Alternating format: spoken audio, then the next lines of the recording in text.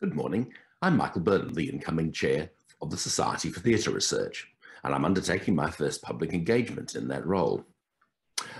On behalf of the Society, I give you a very warm welcome to this presentation of our annual Theatre Book Prize. The prize was set up in 1998 to mark the Society's Golden Jubilee and is awarded by an independent panel of judges. They select the best book about British or British-related theatre, first published in English in the preceding year. In most of the 25 years, the prize has been presented at a public reception in a West End theatre, but as last year, COVID-19 has prevented us meeting in person. Thank you for joining us. Since we are online, you must charge your glasses now to be ready to drink to the winner. But before we get to that stage, we will follow our usual program and hear first from the judges about the books published in 2021 that were contenders for the award. So I'll now hand over to the chair of the judges, committee member Howard Loxton. Thank you, Michael, and hello everyone. When we had to plan this event, the circumstances made a return to face-to-face prize giving very questionable, hence this online presentation. But that wasn't the only effect that COVID-19 had on the Theatre Book Prize. During lockdown, with the theatres closed and productions halted, making stage employment impossible, a number of show business people found time to start writing their memoirs. This year's entries include quite a number of autobiographical and anecdotal titles. They range from those of impresario Raymond Gubbe to stage doorkeeper Stan Evans, along with veteran performers such as Dame Eileen Atkins, Robert Gillespie, and Michael Pennington. Lighting designer David Collison too, and actors Giles Terrera, Peter Bork, and Joseph Milson. On the other hand, there were fewer academic titles than usual, perhaps because everyone was kept too busy running Zoom seminars and teaching online.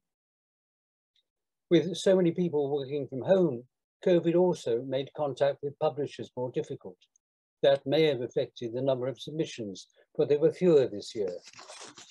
Nevertheless, they range widely, from Shakespeare to black circus performers, theatre finance to theatre ghosts. Well, you can find the complete long list on the STR website. Fortunately, COVID didn't stop our indefatigable judges from reading. This year's triumvirate are Erin Lee, head of the archive at the National Theatre, theatre critic Paul Vale, and theatre director and co-founder of Tara Arts, Jatinder Verma. Fortunately, when the time came for them to decide on a shortlist, we were able to meet up, and a lively discussion produced the list of 6 titles which has already been announced. Perhaps I should remind you, they are in alphabetical order: A Stinging Delight by David Storey from publisher Faber, which is a posthumous memoir from the playwright; Brickwork, a biography of the Arches by David Bratchpiece and Kirsten Innes from Salamander Street, a history of the Glasgow venue by people who worked there and ran it; Deep Are the Roots by Stephen Bourne from History Press, the study of the pioneers of Black British theatre; Stirring Up Sheffield by Colin George and Ted George from Wordville, the story of the struggle to create the Crucible's revolutionary trust stage; Towards a Civic Theatre by Dan Hutton, another from Salamander Street, which makes the case for a new kind of theatre which is fit for purpose. Finally, Will She Do by Eileen Atkins, published by Virago, is the actress's honest and candid account of her earlier years as a performer. Congratulations to each one of those authors and to their publishers. Perhaps you have noticed they include titles from 2 brand new publishing houses, both of which plan to specialize in theatre books. Now, following our usual practice, I've asked the judges to speak briefly about those shortlist titles and a couple of others that impressed them. First to speak will be Erin Lee, head of the National Theatre Archive. Erin. Hello, I'm Erin Lee.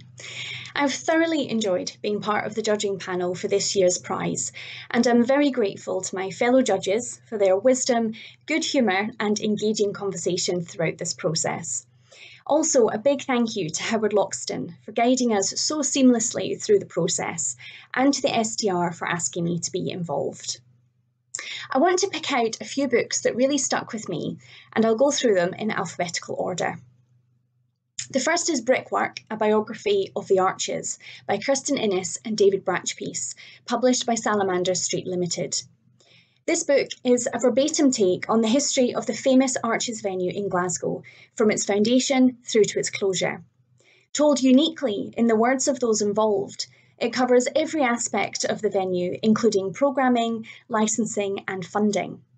You get a real sense of the camaraderie in the company and the challenges that they faced.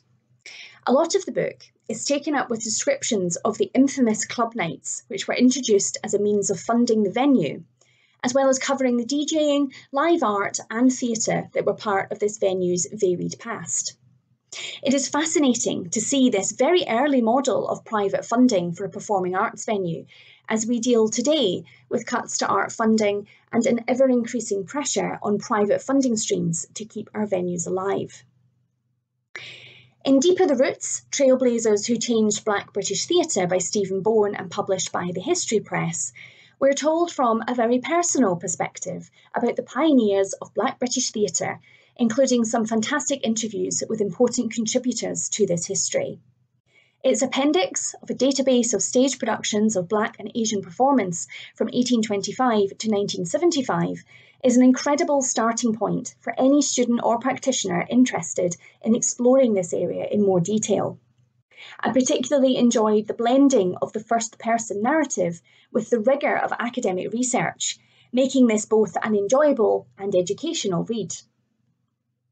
Hamilton and Me, an Actor's Journal by Giles Torreira and published by Nick Hearn Books, provides an insight into Torreira's experience of preparing for, rehearsing and performing as Aaron Burr in the smash hit musical Hamilton. This book details Torreira's approach to the role, his research and preparations from first audition right up to his performances on stage. It provides insights into an actor's method and have wide appeal to those who love the show and want to know more about the process of producing a play in the West End. In Theatre and Archival Memory, Irish Drama and Marginalised Histories 1951 to 1977 by Barry Houlihan and published by Palgrave Macmillan, we have a thorough and detailed account of an aspect of theatre close to my heart, that of archiving. This book focuses on an underexplored period of Irish theatre history and draws on newly released and digitised archival materials to encourage a broader interpretation of historiography of this period, and really highlighting the value of archival records to our future understanding of how theatre responds to political, cultural and social change. Finally, I want to mention Work and Other Four-Letter Words by Joseph Milson and published by Irwin Press. This warts-and-all account of Milson's first 10 years in the industry following drama school is a very honest account of the ups and downs of a life as an actor, with funny and heartbreaking stories, portraying an actor who is so much in love with his work. I really enjoyed reading this with its lucidity and brutal honesty about a profession we can too often view with rose-tinted glasses. I really look forward to a second volume. Overall, I particularly enjoyed the opportunity to read many books that have been published during and in response to the COVID-19 pandemic, and I look forward to more of these valuable, reflective and innovative works that will come as we move out of this life-changing period in history. I want to say thank you again to the STR for the opportunity to be part of the Book Prize this year, and to all of the authors and publishers for their submissions. And with that, I'll hand over to my fellow judge, the theatre critic, Paul Vale. Thank you. Firstly, I'd like to say what an honour and delight it has been to judge the Theatre Book Prize this year.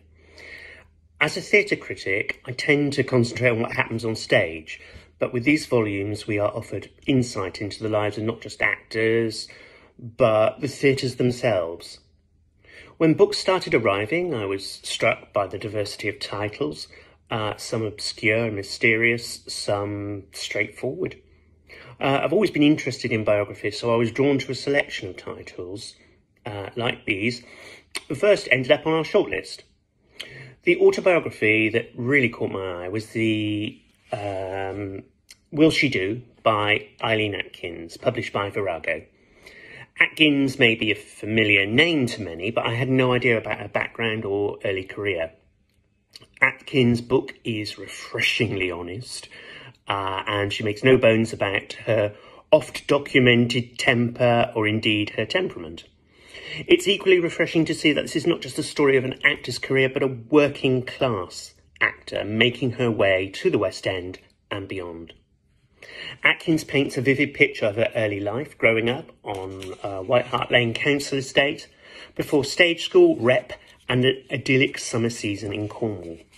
Famous names are dropped occasionally, but Atkins' story isn't a who's who of the theatre world, but a matter-of-fact journey packed with eccentric characters and a knack for storytelling. Actors are, I suppose, storytellers by trade, and Atkins never fails to be entertaining, on more than one occasion shocking. In contrast, perhaps, I also enjoyed The Performer's Tale, 9 Lives of Patience Collier, by Vanessa Morton from Head of Zeus. It tells the fascinating story of the actor whose career spanned the latter half of the 20th century. Morton's thoughtfully curated biography captures fragments of Collier's fascinating career, piecing together the engaging story of a remarkable actor. Collier may be a less familiar name than Atkins, and from an utterly different background, but she was a debutante in 1929. But her career plays out against what many consider to be the golden age of theatre, film and television in the UK. There were barely any books on theatre's queer history in this competition, so I read with interest This Is My Friend Sandy by Deborah Phillips from Matthew and Drama. Having had a massive hit in the West End with The Boyfriend, Sandy Wilson was a gay writer working at a time when homosexuality was illegal. Phillips picks away at Wilson's career and those of his contemporaries with an eye on subtext and secrecy. She wades into the West End of the 1950s to try to piece together a picture of gay life, exploring the camp aesthetic of The Boyfriend and imagery of later, darker pieces, such as the needs to be revived The Clapham Wonder. Towards a Civic Theatre by Dan Hutton, published by Salamander Street, is one of the very few books submitted that looks to the future rather than dwelling on the past. For this reason, it was easily one of the most engaging, insightful books to emerge from the competition this year, in my opinion at least. By using contemporary examples, Hutton explores the real value of theatre in the community, citing the groundbreaking work of Slung Low in Leeds. Hutton explores how companies are striving to adapt the communities they serve. This book makes the reader think about what theatre is for, and how it can, in an age of digital prominence, remain relevant. It too won a place in the shortlist. And now I'll hand you over to fellow judge and theatre director and co-founder of Tara Arts, Jatinder Verma. I think we'd all agree it's been a challenging honour to judge the 2021 Theatre Book Prize. Challenging because the prize elicited a wide range of entries. Sifting through them has provided a stimulating journey through the lives of actors, directors, theatres, and theatre movements. Our shortlist produced David Story's brilliant memoir, A Stinging Delight, published by Faber, along with the equally brilliant story of the creation of Sheffield Crucible Theatre by Colin George and Todd George from new imprint Wordville. David Story's memoir is an acute, agonizing, and blunt insight into the life of one of the major writers of the last century. His recollections of rehearsals with John Gielgud and Ralph Richardson for Home leap off the page as if they were happening before your very eyes. while memories of his time as a teacher in late 1950s London are the stuff of plays yet to be written. Underlying these elegant and very funny accounts is an unremitting observation of his lifelong melancholia and despair, haunted by the death of his 6-year-old brother. Unquestionably, this is one of the books of the year. Colin and Todd George recall the remarkable adventure that became the creation of the revolutionary new Sheffield Crucible Theatre. Their story is replete with the bureaucratic and artistic opposition aroused by the radical design Colin George proposed for the theatre, while reveling in the excitement of giving a new shape to the physical relationship between audiences and artists. As he says in his prologue, the book is a biography of the Sheffield Playhouse and of the extraordinary efforts by the people who worked there to create a new theatre. Not least of the extraordinary people is Colin George himself. What shines through the pages is the determination of a seemingly unassuming director of a regional theatre to lead on creating the visionary stage that is the Sheffield Crucible, leaving an iconic legacy in his wake. The book is a stirring story of reinvention for our times, and Todd George, in promising his father to complete his manuscript and get it published, has ensured the legacy gains another life in printed form. David Linton's Nation and Race in West End Review from Palgrave Macmillan is among other notable books this year. It offers an original take on the role the review form played in the interwar years in shaping and reflecting national and racial identities. Meticulously researched, the book makes a powerful argument for a wider recognition of this popular performance form in the forging of British identities before the sun finally set on the British Empire. Helen Batten's The Improbable Adventures of Miss Emily Saldine from Alison and Busby, a biography of a once famous opera and music hall star, makes an interesting companion piece to David Linton's book. She attempts to recreate an even earlier era, drawing on what Saldine herself wrote.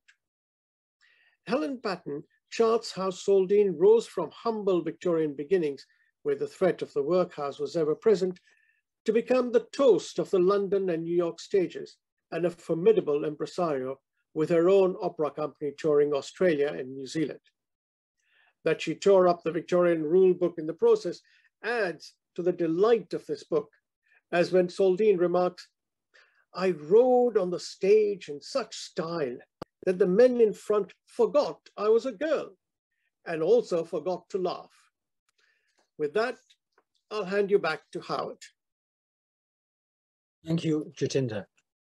And thank you all three for the energy and enthusiasm that you brought to judging this year's book prize. But what we all want to know is who's won. And to make that announcement, we've invited last year's winner, Nicola Adam, who won with her book, Black British Women's Theatre. Nicola, are you ready to tell us? Thank you, Howard. Congratulations to all of the authors and publishers of the 6 shortlisted books, but there can be only one winner, and it's my honour to announce the recipient of the 2022 Society for Theatre Research Theatre Book Prize. The winner is Stirring Up Sheffield by Colin George and Ted George, published by Wordville. Congratulations. Congratulations, Ted George, and it's great to celebrate your father's achievement too. Now, I believe you are there. Would you like to join us? Hi, wow, thank you very much. This is a wonderful moment, not just for my late father, Colin George, but for the whole George family. First off, I'd like to offer congratulations to the other 5 books on the shortlist. It's a real achievement to get shortlisted for the STR Theatre Book Prize, and I hope this gives these books the attention they deserve. I come from a theatre family, and Stirring Up Sheffield has very much been a George family production. My dad wrote the first manuscript, assisted by my stepmom, Sue, and a grant from the STR. I turned the manuscript into a book, incorporating material from my dad's huge archive and from interviews I made with the surviving protagonists from the era. And my sister, Lucy, set up an imprint at Wordville to publish the book. To see Stirring Up Sheffield in print in time for the 50th anniversary of the Crucible last November and to launch it on the Crucible's thrust stage was the fulfillment of a dream. But to win this award today is beyond anything that we expected. Stirring Up Sheffield has been transformative for all of us involved in the book. I think my father struggled for nearly 40 years to write about his experience as the figurehead of this enterprise to build a radical thrust stage in Sheffield. Through writing the first manuscript, I think he was able to come to terms with his creation and to once again feel gratitude for the opportunity Sheffield had given him. And for my sister and I, Stirring Up Sheffield has opened up a whole world of creative possibilities. Both of us are published authors, but like most authors, we have been frustrated with our experience with publishers. Stirring Up Sheffield was the perfect opportunity and challenge to create our own imprint and to tell stories that explore the performer audience experience and the creative process. This book, if you like, has helped set our focus, performing arts in print. And we've been busy since the imprint's creation in early 2021 and are about to publish our 6th book. So for a brand new imprint to win an award of this caliber is very meaningful to us, and we are hugely grateful for the recognition, which will spur us on in our endeavors. I owe huge thanks to many people who were involved in enriching and perfecting Stirring Up Sheffield. First and foremost, thanks to my sister Lucy, who set up the Wordville imprint and who has been the perfect collaborator on a book which is uniquely personal for us both. I'd like to thank Ian McKellen, who was the first professional actor to grace the Crucible stage, who wrote a beautiful foreword to the book, and Ian McIntosh and Anne Miners for their contributions on the thrust stage design. Thanks also to many people I interviewed for the book, especially the Crucible's architect, Nick Thompson, who shared so many insights into the design process. And thanks also to Paul Medcalf for doing a beautiful job laying out the book and making the words and images work so effortlessly together. Finally, I'd like to offer special thanks to the Crucible Theatre, especially to the artistic director, Rob Hasty, and his assistant, Jackie Pass. The Crucible has welcomed the George family with open arms and has been hugely supportive of this book. And I'm delighted that the Crucible's foundation myth has received the recognition it deserves. So I'll just finish by saying thank you again to STR for recognizing one of the great theatre stories that was in danger of being lost. Today, few people know that the Crucible's thrust stage design aroused fear, confusion, even anger, or that the theatre was built against huge opposition. But today, it's grown into the UK's largest theatre complex outside London, Sheffield Theatres, which comprises the Crucible Auditorium, the Studio Theatre, and the Lyceum Theatre.